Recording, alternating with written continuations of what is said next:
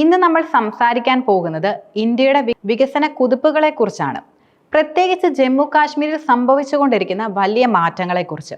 രാജ്യത്തിന്റെ ഐക്യത്തിന്റെയും ഇച്ഛാശക്തിയുടെ പ്രതീകമായി മാറിയ ചെനാബ് റെയിൽവേ പാലം മുതൽ വികസനത്തിന്റെ പുതിയ പാതകൾ തുറക്കുന്ന പദ്ധതികളെക്കുറിച്ചും ഒപ്പം രാജ്യത്തിന്റെ സുരക്ഷയ്ക്ക് ഭീഷണിയാകുന്ന ഭീകര പ്രവർത്തനങ്ങൾക്കെതിരെ ഇന്ത്യ നടത്തുന്ന ശക്തമായ പോരാട്ടത്തെക്കുറിച്ചും നമ്മൾ ഇന്ന് വിശദമായി തന്നെ ചർച്ച ചെയ്യും.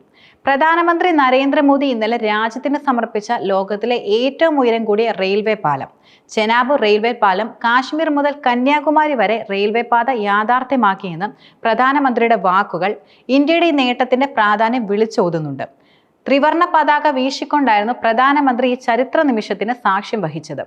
റിയാസി ജില്ലയിൽ ചെനാബ് നദിക്ക് കുറുകെ 359 മീറ്റർ ഉയരത്തിലാണ് ഈ കൂറ്റൻ പാലം തലയുയർത്തി നിൽക്കുന്നത്. ഓർക്കുക, പാരീസിലെ ഇംഫൽ ടവറിനേക്കാൾ 35 മീറ്ററിലധികം ഉയരമുണ്ട് നമ്മുടെ ഈ ചെനാബ് പാലത്തിന്.